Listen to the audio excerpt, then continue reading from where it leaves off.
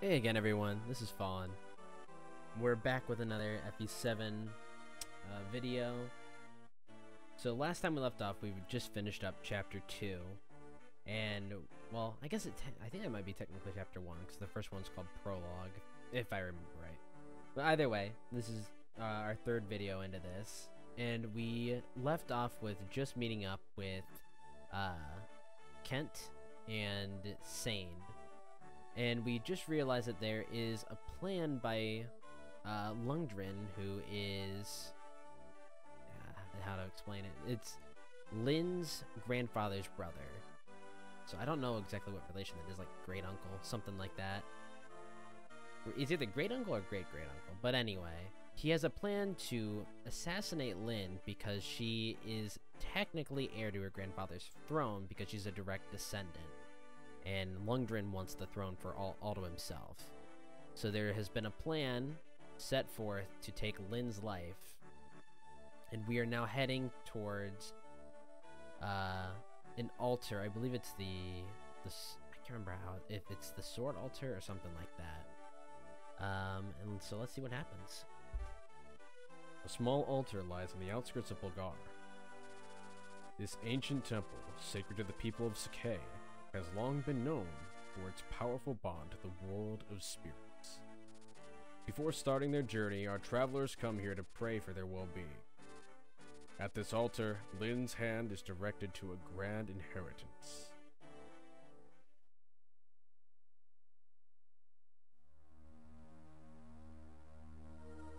Chapter 2, Sword of Spirits. Yeah, that's about what I thought.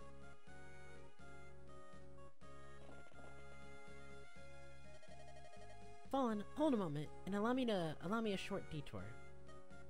There's a sacred sword enshrined in an altar east of here. The people of Sakai go there to pray for safety at the onset of a long journey. Oh, how quaint! The teachings of Elimine, something like that. The teachings of Elimine have the most followers in Elibe. It is nice to see that, here at least, the ancient customs are still observed. Ah, boy. Trouble. Old man, stay where you are and hold your tongue. You threaten me as you will, but I will not give up the Manakati.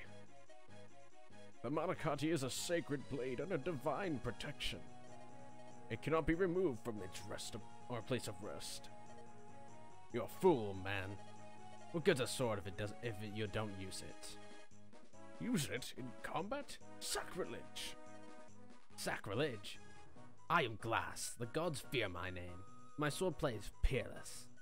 And if I want this sword, then this sword I shall have. Now get out of my way. Ooh!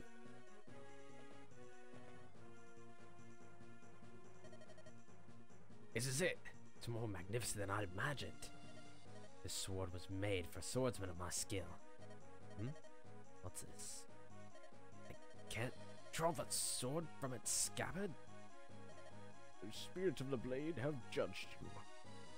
You have been found wanting, and they have rejected you. What?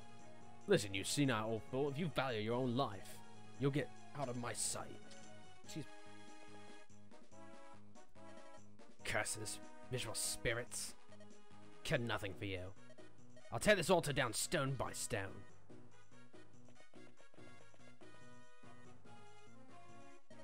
I beg your pardon, milady. Are you headed east, to the altar? Yes, we are indeed. Then you must hurry and help the priest there. I saw a band of local ruffians heading there not long ago. They seemed intent on stealing the altar's sacred sword. The Manakati? They're going to steal it? I cannot allow this to happen. You look like a virtuous group. Please help him. Lindis, what are you planning? If you hope to go to the priest's aid, you'll need to prepare. You're right. Say, Fallen, there are some homes to the south of us. Perhaps we should go there and question the residents. And then just telling us how to visit homes, basically. Shall I take the lead? Alright. Tell me what you would like me to do, Fallen. Yeah. I wish they wouldn't make you use Lynn to go visit the house. Say, aren't you the... Oh, you're going to help the priest. Well, perhaps you could benefit from something I saw earlier. The bandits may have the main entrance guarded. However, one of the altar's walls is cracked and in poor repair. You might be able to create another entrance by hitting that section with your weapons. We're all counting on you. Alright. Now, one thing interesting for the old Game Boy Advance games is Cavalier units, which is what Kent and Sane are, they have a special skill that I can't remember if it appears in Awakening or Fates. I don't think it does. But they have a special skill called Canto, where when they go to do an action that's not attacking, they are allowed to actually move right thereafter. So if they were to rescue one of their allies, which is just basically picking them up out of the way of danger, they can move again as long as they had movement left. Same with visiting a house, visiting like a village, different things like that. Any Cavalier can actually move right after that, and that also applies to any class that comes after a Cavalier, whether it's like a Paladin or... I think actually, if I remember right, I want to say I don't think there's branching paths in this game. I think they just go straight to Paladin, if I remember correctly. Because of this game, the classes were more limited. There wasn't branching paths as far as I remember. If there was, it was just 2 classes. But I want to say that only started in Sacred Stones. I could be wrong. I'll have to look later, maybe put it in like the description after I've uploaded the video and see if I was right or not. But basically, Canto's really, really helpful in times like this, because if you want to, say, visit a village and also just keep moving forward, you can. It makes everything really nice, just because of the fact, like, you're not locked to doing just, you know, going down to a house or something and stopping right there, which would just basically, like, waste time. You can keep on moving. And that's why a lot of people who play this game and want to do, like, low turn count runs, Paladins are, like, essential for that, because they can just keep moving after visiting villages, or they have a lot of movement speed to keep them going and such. So Paladins and Cavalier units in general in this game are very, very helpful in that regard. If I remember right, though, I think also both Wyvern Riders and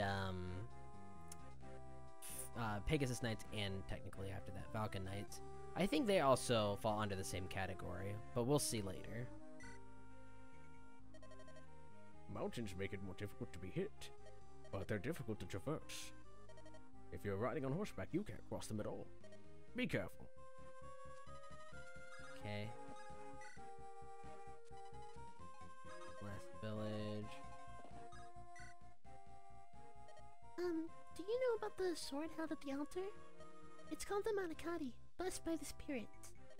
According to the priest, the Manakati is waiting for its rightful owner to appear. So odd, don't you think? The idea that a sword can choose who it will wield? I think I said that wrong.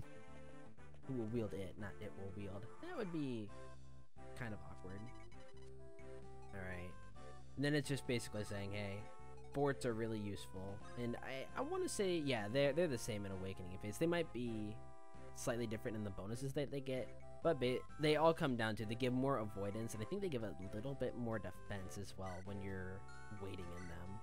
So they're nice in that regard. They act like a different type of terrain. So, like, forests give bonuses and stuff. I think forts are better than that. Yeah, okay. So they give 2 defense and 20 avoidance, whereas a forest gives 1 defense and 20 avoidance. So they're just slightly better than forest tiles in that regard.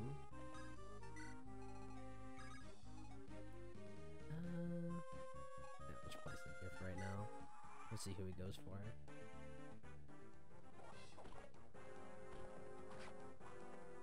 Also, I believe we should have also entered now, where pretty much all of our attacks are not going to be predetermined, just kind of how like the first 2 chapters were, like how they were for the tutorial, like, oh, you know, I took damage, let me use a vulnerary and things like that. So as far as I know now, we are relying on RNG to actually hit enemies now, which really, in all honesty, is not really all that bad. Like, it could definitely be a lot worse. So the one thing I'm thankful for is that this game works off of True Hit, which gives you better odds, and I've explained that before in a previous video, but it's just really nice in that regard.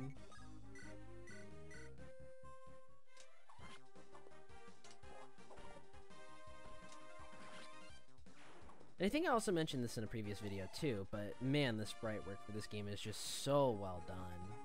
For a Game Boy, like for a Game Boy game, these games look fantastic. And I just have to give props to the team that worked on them, because my lord, they look so good.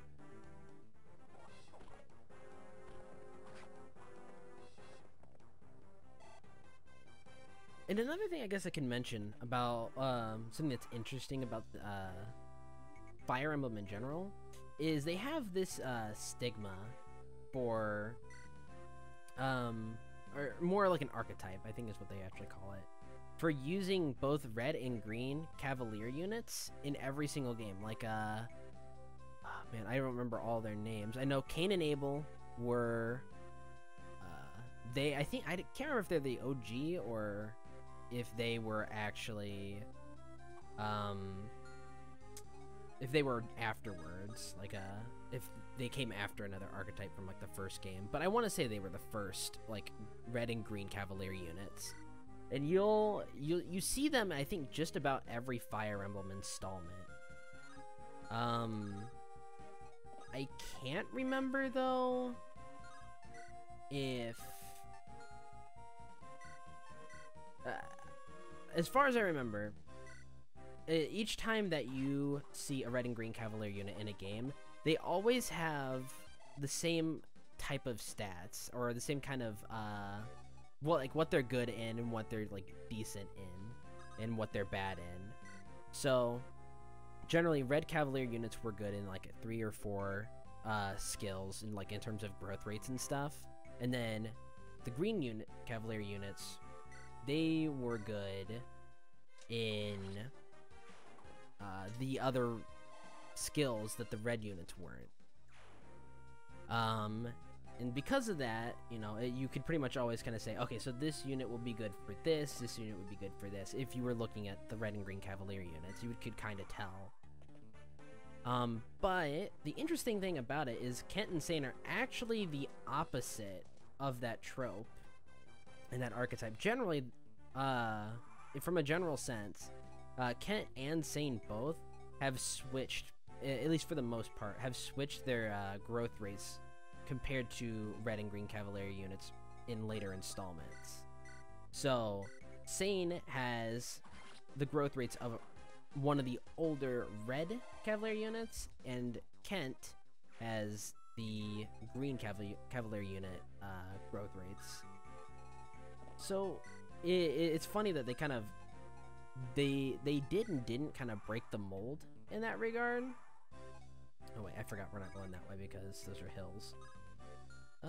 We'll have them bust down the door, why not?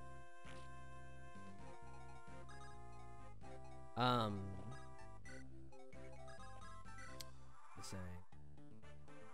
Oh, just in general though, it's interesting to see that they kept the archetype around, but they also did, you know, something a little bit different. Just because, like, you know, for like a staple like that, you would think that they kind of would have just kept the trend going, but either way though, it's still fine. Like, everything still functions basically the same way. And both units though, and that's not to say one unit's better than the other, both units are actually really good. Kent and Zane both are units that you can easily use in the late game. The only time, I think the reason I didn't use them in my first playthrough of this game was because I got really screwed over when it came to leveling up and stats for Kent. But Sane wound up getting insane level ups like the majority of the game. So I never really had to worry about that too much. Okay, so the fact that he hit both of those times on Kent is an example of some of the ridiculous numbers in this game. And the thing that's even scarier about that is that hit rate's actually lower than what it says, according to True Hit. Normally that would be like closer, I think, to, I want to say like a 40% hit chance, which is still fairly high, but even so, like, Kent got hit 3 times in a row by it. The odds of that happening are actually really low. So it's kind of scary in that regard. But he got a good level up, so it was definitely worth it. I wish he would have leveled strength along with that, but I mean, beggars can't really be choosers.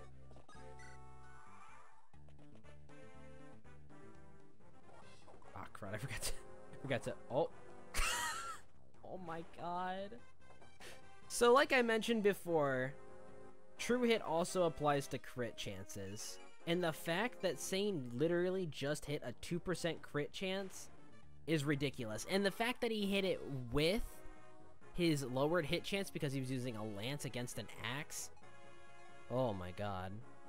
Okay, so though, he got a decent level up as well. And he also leveled res, which is really good. So that way, he'll take one less damage from mages in later chapters. So for now, I'm going to have him take on the boss because he's got a lance. And yeah, it just makes a little bit more sense to do it this way. Who do you think you are? What chance do you think you have against me?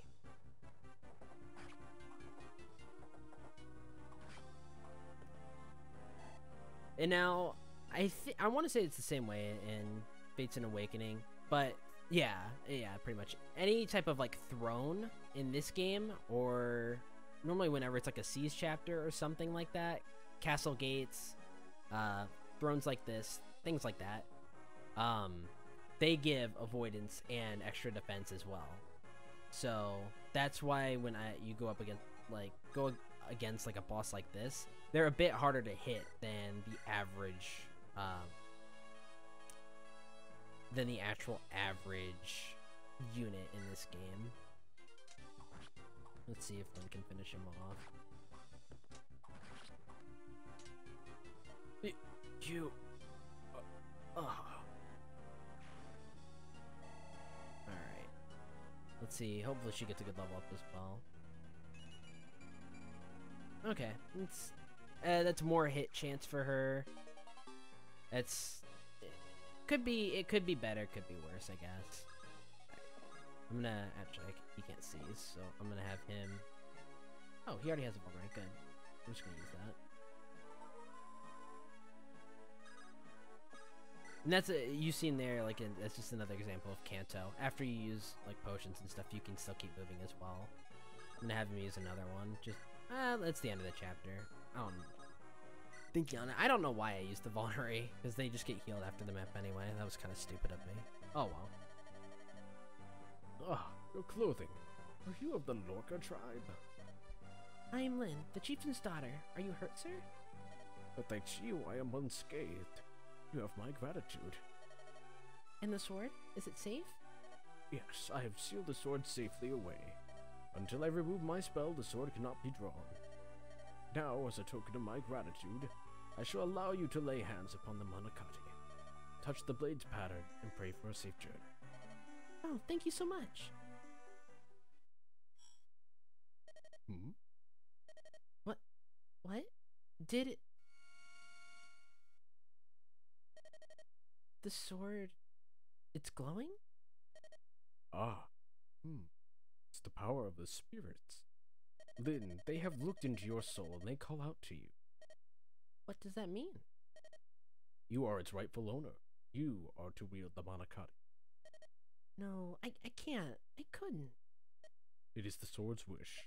If you require proof, draw it from its sheath.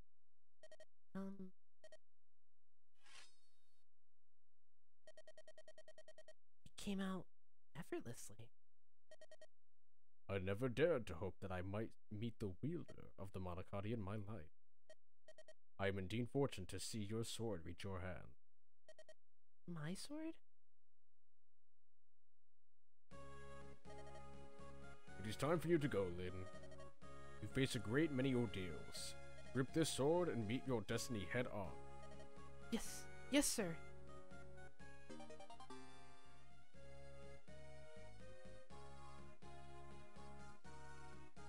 So, this is the Manakate, a blade with no equal. This is also unbelievable.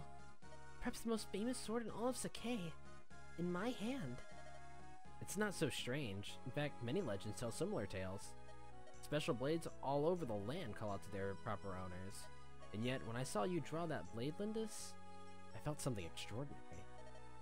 That sword was waiting for you. You were meant to draw it. Stop it. I'm nothing special. Think of it this way, then. Some weapons feel more comfortable in your hand, right? Well, the Manakate itself feels very comfortable with you. Does this make it any easier for you to accept? Doesn't it? Oh, I didn't skip that. It does feel right in my hand. A blade that only I can wield. That seems reasonable enough. I can understand that. Look at it, Fallen. This is the Manakate. This is my sword. I must care for it well.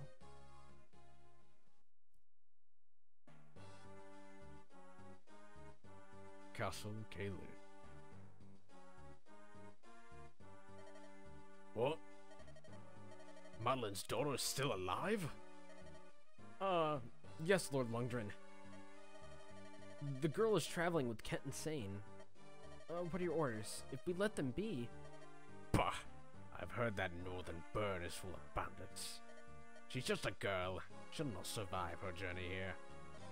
I'm more concerned with my older brother. His life must be ended quickly. The poison. There must be no blunders. Yes, my lord. He suspects nothing and continues to drink it. The Marquise's death, due no doubt to sudden illness, is not far off. Soon Caelid will be mine. Alright, so with that, I'm going to go ahead and just end this episode here. Hope you guys enjoyed it. Hopefully you guys are finding this interesting. And hopefully in the next chapter, I'll be able to explain a little bit more about a couple of other little things that I didn't get to mention in this chapter. Such as like legendary weapons, which is with the Manakate, and different things like that. So hope you guys enjoyed. I'll talk to you later. Hope you guys are having a great day. And oh, and I did forget one thing though. So the question of the video is, what is your favorite Fire Emblem ship? Who do you think makes the cutest ship? I know two off the top of my head that really hold a special place in my heart is both Berkut and Renea from Echoes, just because I really like their relationship, and to me, no spoilers, but I feel like they deserve a lot more than what they got in their game. But the what we got to see in the game, I really enjoyed, and I thought they were really, really cute together. And another one I can't completely say just yet because it happens later on in this very game. So I'll let you know when the time comes what that ship is, but until then, I'll leave it a mystery. But thank you guys so much for watching. I hope that you enjoyed the video, and just leave a comment below. Who is your favorite ship in Fire Emblem? Alright, see you later.